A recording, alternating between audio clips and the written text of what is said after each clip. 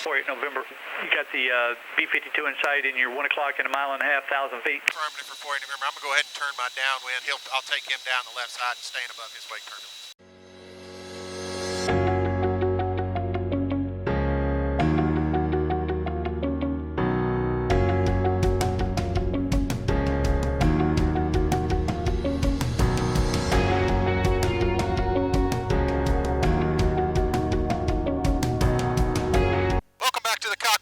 Aviators, we just finished up a really good visit with Louisiana Tech University and their mechanic. Had a really good visit. I think there may be some things that we can help them out with. Like I mentioned on the flight in, it's one of those things you build the relationship, don't burn any bridges, and stay in front of the customer, and you never know, something might work out and you can develop a business relationship with someone. So that's what it's all about. I love the relationship. I love seeing these customers and talking to them, and it's really great to see those efforts come to fruition. So we'll see if we can't close the deal and make that happen and get him fixed up. And we're off to the next one. So I say off to the next one. We're actually headed back to Treeport downtown. We're going to call it a day. And then later in the week, we got another trip to another trade show that we've got to attend. So a little bit busy on the front end, busy on the back, but I have a day in the office tomorrow to get caught up on paperwork and reports and that sort of thing. So never stops. There's always something going on and always something to do. So we're going to jump back in the air and get back to downtown. You guys come along for the flight, and we'll see you. Ruston traffic, Skyhawk 966 Lima Tango, left downwind 18 Ruston. All right, we got a pre-flight checklist complete. Ruston traffic 970, limit Tango, 5 miles southwest, maneuvering above 3,000. Ruston traffic. Got a lot of traffic in the area. We're going to get a... Tango is 8 to the southeast, maneuvering about 500 Ruston.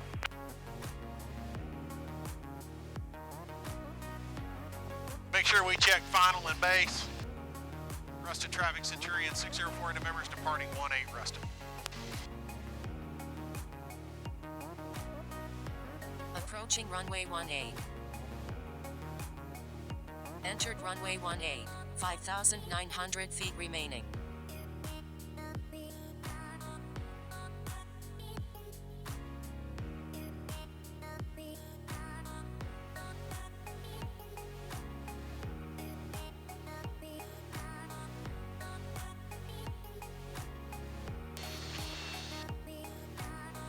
Ruston traffic, Skyhawk 966 Lima Tango, left base 18 Ruston.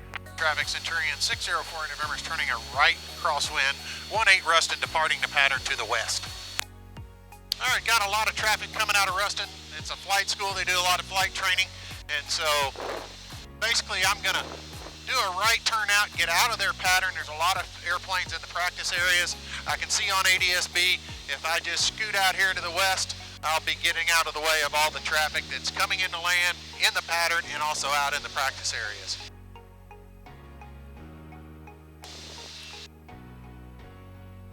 Given that I'm a little bit faster than the 172s, won't take too long and I'll be out of their way. Gonna have that crosswind from the left today. Get my map over on the VFR sectional side. Ruston traffic, Skyhawk 966 Lima Tango, left downwind 18 Ruston.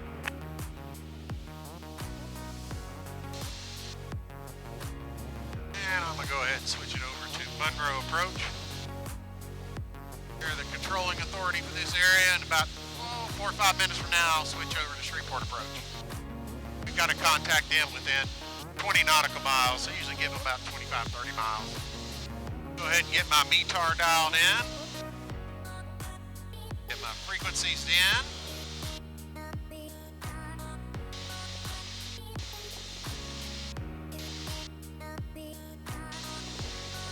I believe we're going to contact Shreveport on 118.6, 123.75. Go ahead and take advantage of that flight director. Power set for cruise climb, 28 inches of manifold pressure, 2,400 RPM. And such a short flight, we're going to do a course leaning about 100 pounds per hour. Close those cow flaps about halfway. One of the things that I talked to the customer with back there, we talked a little bit about batteries. The battery they were using in the fleet airplanes, the training airplanes. And he actually is using a competitor battery to the one that we distribute. Talked a little bit about some of the virtues of the Concorde batteries that we sell, what makes them stand out, what really makes them hold up. One of the things that I found interesting is the service life that he's seeing using a competitor's battery. So I feel like that the Concorde battery that we're going to offer him is a little bit better battery. I think he'll see a longer life out of it. Those airplanes being started as often as they are, multiple times a day, they go through a lot of cycles, and you definitely want a battery that's up to that challenge. And in a fleet situation, I think the Concorde is really going to excel really well for him. You really want to have a strong battery during that start cycle. You want to make sure that you engage the starter, it stays engaged, and you're getting full power and full output torque from the starter. And the only way you can do that is by having a battery that is topped off and a battery that's maintained. A common question that we are asked is, if you show up to fly your airplane and the battery is dead, it will not start your airplane, is it legal to fly, to jump start your plane and go fly? And the answer to that question is yes, it is legal. There is nothing that says that if you get the airplane started that you have to have the battery to start it again. However, the way that it's explained to me, the airplane was certified with a battery that was charged and topped off. So why would you fly the airplane in a configuration other than the way it was certified? So that just shows you the importance of having a fully charged and maintained battery. There's also the amount of output from your alternator on a dead battery is an extraordinary number of amps. You're really doing more harm to your battery by letting your alternator charge it than you would be by allowing a battery maintainer or your aircraft mechanics battery charger to recharge that battery. People don't often think about how important battery maintenance is to their aircraft. It's something that's like their car. They have it under the hood, they expect it to work properly, and they don't ever expect to have any trouble with it. But batteries, just like anything else, any other system in the airplane, need to be maintained, and there's a right way to go about it, and there's a wrong way to go about it. For every Concorde battery that Concorde manufactures, there is a maintenance procedure and a maintenance booklet that comes with the battery that tells you how to maintain that battery. It's really important that you read through that information and you know and understand how to maintain your aircraft ship battery to get the maximum life out of it. 7 Zulu, wind 140 at 13, peak gusts 17, visibility 10. Good afternoon, Shreveport approach, Centurion 6048 November with you on 118.6, level 4000, inbound for downtown. Centurion 604 November, Shreveport approach, squawk 0445, stay altitude. 0445 and at 4000 for 6048 November. Pad 720, contact forward center 123.902, good day. 123.902, Pat 720, good day. Centurion 48 November, radar contact 9 miles southwest of the Minden Airport, downtown landing runway 14, wind 1609, gust 18, altimeter 3001. We'll expect 14 for 6048 November.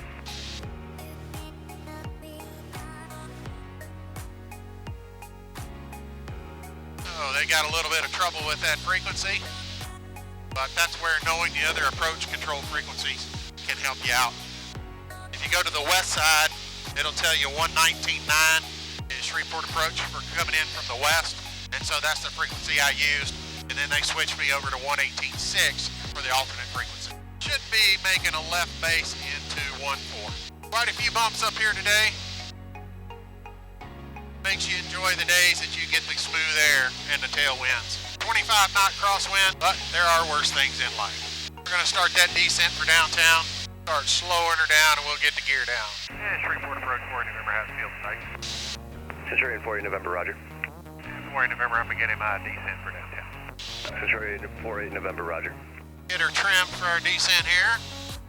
We'll be entering a left downwind for 14 at downtown. Centurion 40 November, traffic in a Barstow pattern altitude and left traffic is a heavy B-52, 700 feet, short final runway 15, you come back out for left traffic.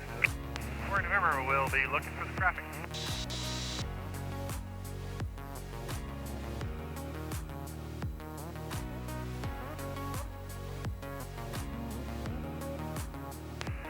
48 November has the traffic on short final.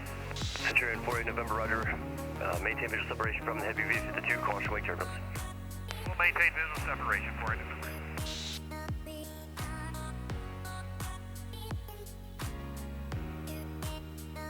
Go ahead and pull those flaps up, get a little more speed out of us. We don't need to be descending quite as fast, and we'll stay above his flight path, stay out of his wake turbulence.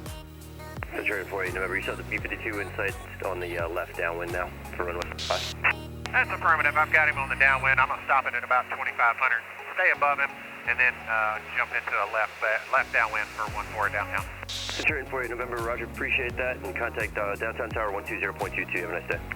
All right, going to tower. You have a great day as well.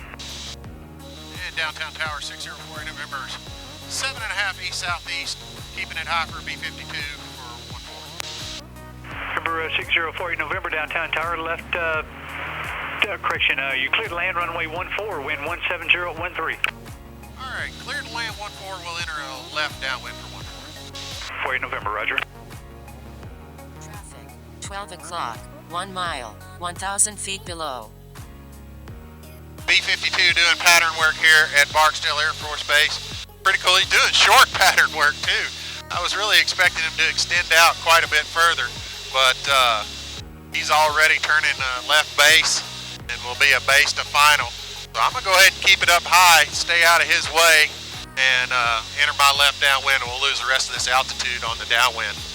I'm gonna keep it up high, make sure I stay out of his way. 48 November, you got the B-52 in sight in your 1 o'clock and a mile and a half, 1,000 feet. That's affirmative for 48 November. I'm gonna go ahead and turn my downwind, and I'll take him down the left side and staying above his wake turbulence. Roger. So we'll do an extended left downwind here. That way he can see me and I can see him. We'll just set up to land at 14 downtown.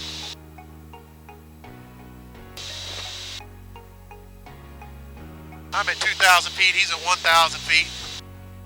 Good separation. Go ahead and drop those flaps. I'll start bringing mine on Traffic, home. 8 o'clock, 1 mile, 1,200 feet below. Put a comment down below if you like flying into airports and seeing other airplanes doing pattern work and that sort of thing. To me, it's kind of like getting a mini air show from the cockpit of an airplane when you see stuff like that. Granted, we're just doing circles in the sky, nothing real exotic, but still nice, neat to see those airplanes and nice to see them out here working. All right, we're gonna beam the numbers.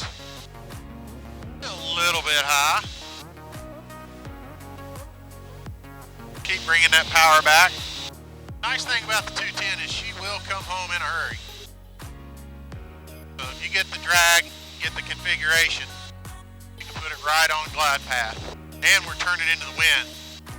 That's going to decrease our ground speed and give us more time to the runway, allow us to stabilize our approach. We should be ready to go on short final. Now we're perfectly on a left base for 14. Pulling that power back, props full forward. Gas, undercarriage, mixture, props, cow flaps, seat belt, shoulder harnesses. Get it below 115. I'll get 20 degrees of flaps. There's 115, 20 degrees of flaps, turning final. 500. Thank you, Gladys. I got 3 whites and 1 red, and I bet we'll have 2 reds by the time I roll out a final. Right into the wind. Probably gonna have to come back in with a little more power. Usually need about 16, 17 inches of manifold pressure on short final. Got 100 knots. With the gusty winds we have, that's pretty good. I'll be slowing her down to about 90 knots on a real short final. Normally I like to make my first turn off on the left. I won't be concerned with that today. Just want a nice smooth landing.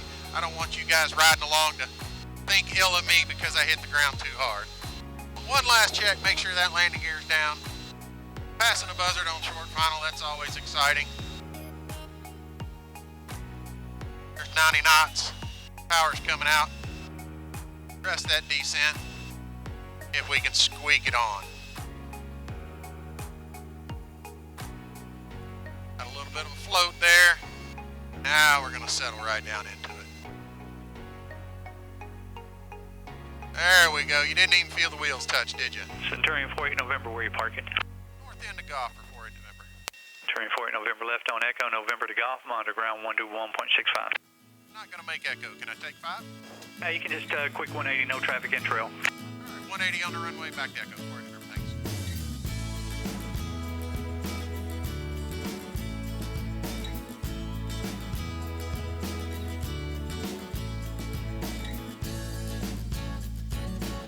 Like I said, I wasn't too concerned about making that taxiway. More concentrate on my landing. With the gusty winds, you want to make sure you maintain positive control. So all my attention was on that landing and not on that taxiway, I can assure you. Alright. Gonna monitor ground depart. That's 12165.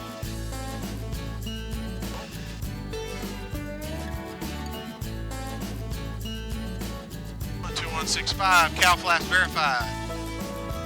Wing flaps verified. Landing lights off. Beacon stays on. So that was just a real quick flight. It's really nice to be able to jump in the airplane, run over and see customers during the day. I really enjoy that. Being located where I am in Shreveport, Louisiana, there are a lot of customers that we have, and I'm centrally located too. So I can blast off out of here on any given day, run, go see a customer, and be back in time to cook dinner for the kiddos at home. So really fortunate to be able to do that for Aeromock. I can't say enough what a great company Aeromock is to work for, and what a great tool this airplane is to be able to do things like that. The versatility that we have to go see the customers the way that we do. We can get there really we can get there really quick at a moment's notice. If a customer has a problem, if they need a technical issue that we can address, then we can jump in the airplane and we can certainly help them with that. So just one of the things that we can do with the airplane. It's an invaluable tool. Really fortunate to have it at our disposal. So appreciate y'all riding along. I hope you enjoyed the flight and look forward to seeing you on the next one.